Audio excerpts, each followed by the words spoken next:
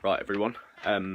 Obviously, I did a live feed earlier where I apologised about what had happened on Saturday.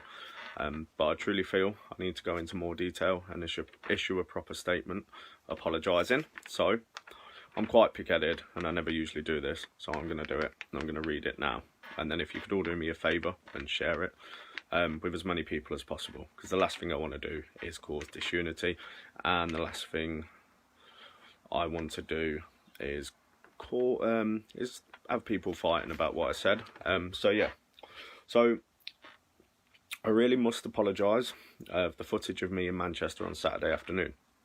Now, as you probably all know, we had a yellow vest protest planned. However, there was a counter protest from Stand Up to Racism.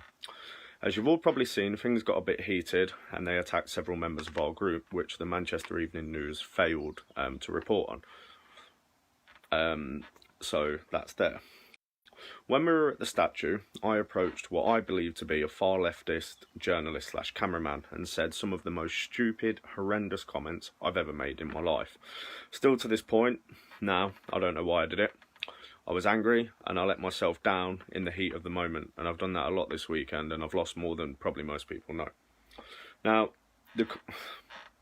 I am angry and I am ashamed of myself for making them. I don't support violence against anyone, and I certainly don't condone the comments that I made. So, when I mentioned to Joel that his card was marked, it was meaning that people knew him to be a far leftist cameraman, far leftist journalist, who had affiliations to Antifa, and he wouldn't be welcome at protests, as I believed him to sell photos to Hope Not Hate, and I've been told this by a few sources. Now, I have no affiliation with the DFLA, and for me to make a comment about the football lads was just plain stupid. Like I said, I lost my cool in the heat of the moment, and I really do apologise if this has shown any other groups or people to be in a bad light. That certainly wasn't my intention. I shouldn't have done it, plain and simple, and I am living with the guilt of it now.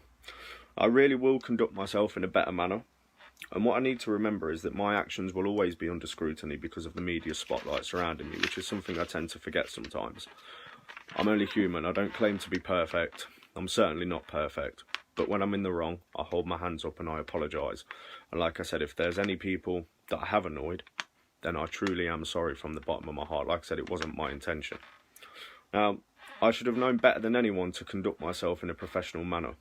Anyone that knows me, that knows what happened on Saturday was a mistake, and it's one I'll learn from. I promise you that. I'll pick myself up, I'll dust myself up, and I'll be the best possible version of myself, because I know there's a lot of people that support me, and I feel like I've let each and every one of these people down. I give you my word that the two biggest mistakes I've made this year will never be repeated again.